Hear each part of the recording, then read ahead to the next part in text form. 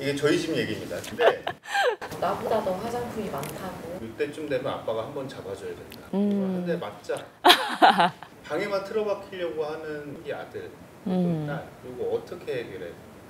사실 사춘기의 남녀 차이가 있기도 하는데 꼭 남자라고 해서 방에 들어가는 건 아니고 여자라고 해서 밖으로 나가는 건 아닙니다.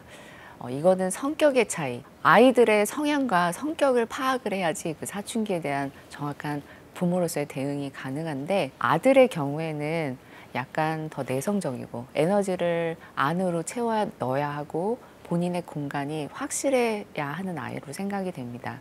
이럴 때는 아이의 공간을 존중해 주는 게 가장 중요합니다.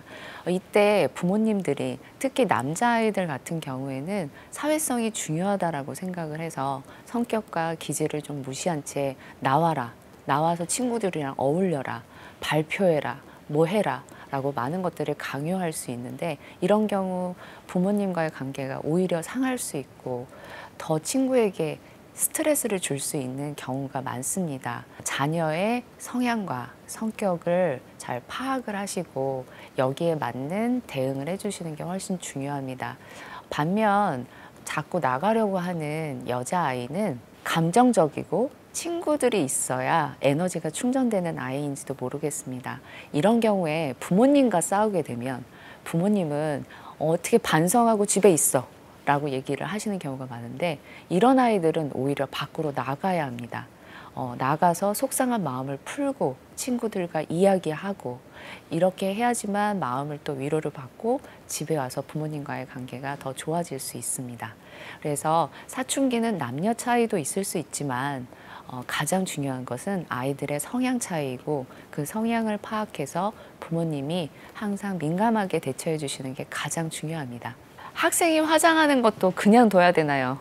근데 남자아이들도 예외는 아닙니다. 요즘에 스타일 좋은 남자아이들은 남성용 화장품은 물론 몸짱하겠다고 헬스 끊어달라고 합니다. 세팅하는데 여자아이들보다 더 많은 시간을 쓰기도 합니다. 보기에 안 좋고 혹시 위험한 친구와 어울리는 게 아닌가 걱정돼서 상담을 오시는 분들도 많습니다. 아동기에는 생각보다 아이들이 사람들의 얼굴을 잘 구별하지 못하는데, 인간은 사춘기에 들어서야지 비로소 사람들의 얼굴을 정확하게 구별하고 해석하는 능력이 발달합니다. 사춘기이기 때문에 자신의 외모에 관심을 갖는 행동은 자연스러운데, 화장을 하는 것은 또 다른 의미가 있을 수 있어서 부모의 관찰이 필요합니다. 제가 상담을 해봐야지 더 정확하게 파악을 할 수 있겠지만, 일단 화장을 하는 결과로만 보지 않으셨으면 합니다. 어떤 경우는 화장을 하지 않으면 친구들과 어울리기 힘든 경우도 있습니다. 공부는 하지 않고 시간을 낭비하는 것처럼 보이는 화장이 아이한테는 교우관계에서는 소속감, 자신감과 같은 복잡한 심리적인 요인과 연결되어 있기도 합니다.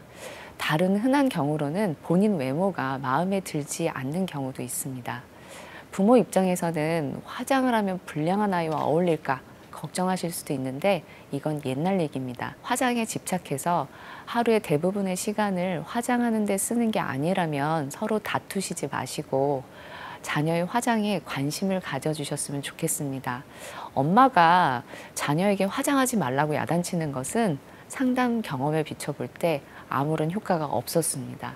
아이들이 엄마 앞에서 화장을 하지 않을 뿐 몰래 화장하려고 더 많은 시간을 사용합니다. 몰래 화장품 사기 위해서 엄마한테 거짓말을 하게 됩니다. 아이들의 이유 있는 화장은 허용해 주셨으면 합니다. 오히려 피부가 상하지 않게 좋은 화장품 함께 쇼핑하고 이것을 공감대로 함께 이야기하는 좋은 기회로 삼으시길 조언드립니다. 아이가 화장하는 것을 훈육하시는 것이 아니라 여기에 너무 많은 시간을 사용하지 않도록 훈육하는 게 중요한 포인트입니다. 딸은 와이프가, 저는 아들을 위주로 합니다. 근데 네. 이제 사춘기 지도를 할 때 조금씩 달라요.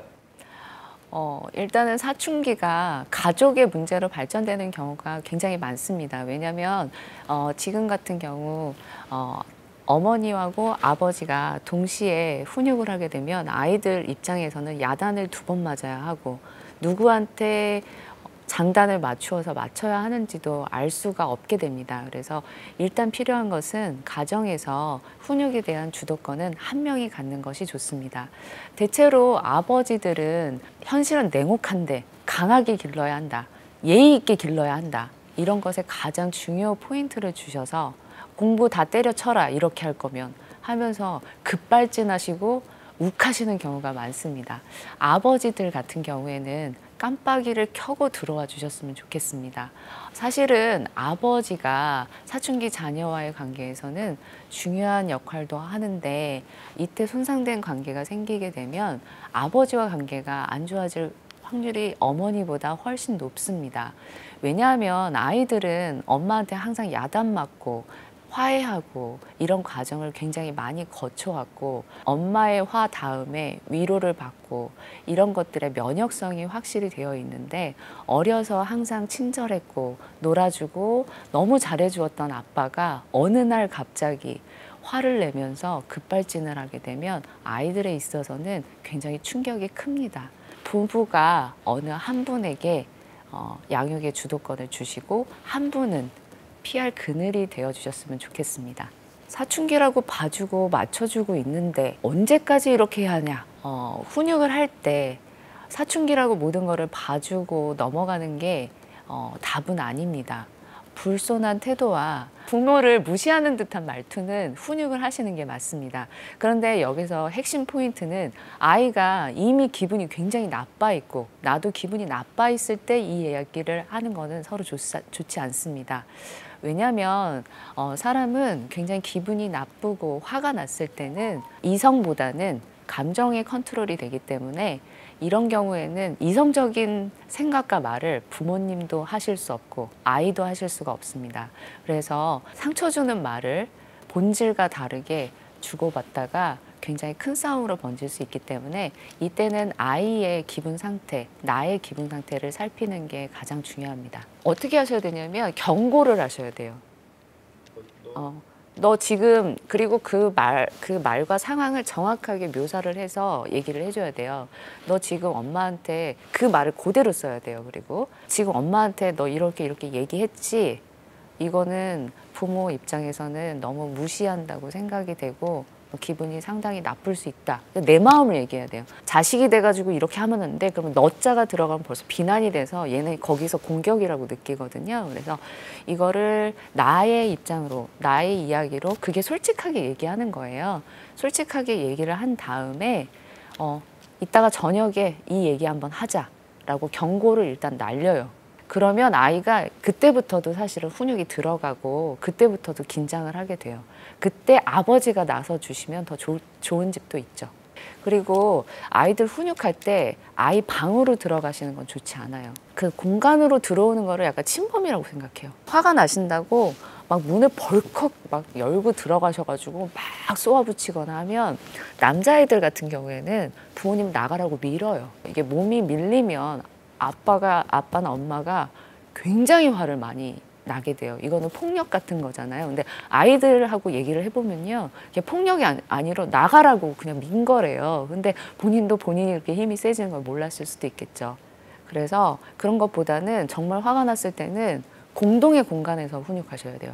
정말 사이가 나빠지고 뭔가 정말 진지하게 얘기해야 되겠다라고 하면 스타벅스나 어디 그냥 외부에 가서 얘기하라고 말씀드려요.